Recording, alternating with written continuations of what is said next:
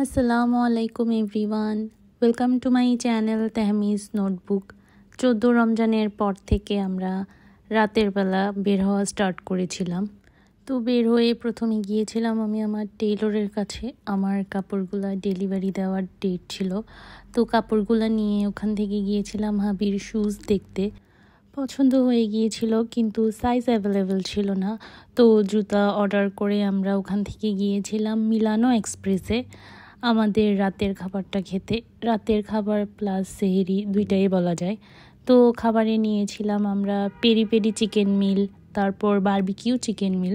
খাবারগুলা বেশ ভালো ছিল। এর আগে আমাদের ওদের এই খাবারগুলো ট্রাই করা হয় নাই।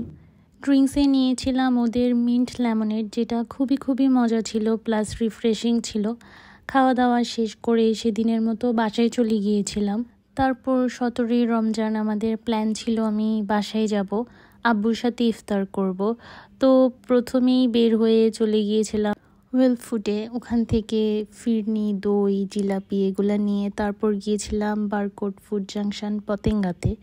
ওদের ইফতার বাজার বসে না, তো মেনু থেকেই খাবার অর্ডার করতে হয়েছিল। তো যা যা খাবো বাসার জন্য নিব ওগুলা আমি অর্ডার করে বেশ কিছুক্ষণ ওয়েট করেছিলাম। তারপর আমার খাবারগুলো চলে আসলো, তারপর বাসায় চলে গিয়েছিলাম। এই তো আমাদের ইফতার।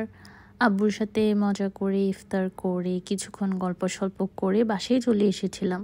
তারও 2-1 দিন পর আমি আবারও বের হয়েছিলাম, গিয়েছিলাম আড়ংয়ে।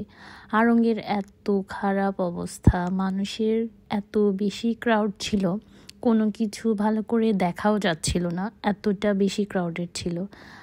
কোনো মতে আমি আমার কিছু শপিং সেরে ওখান থেকে চলে গিয়েছিলাম ফিনলে স্কোয়ারে। ওখানে তো আরও বেশি ভিড়। আমার একটা জরুরি কাজ ছিল, না হয় আমি ভুলেও ফিনলে স্কোয়ারে ঢুকতাম না। তো কোনো রকম আমি আমার কাজটা শেষ করে ওখান থেকে চলে গিয়েছিলাম অরো রোস্টারে।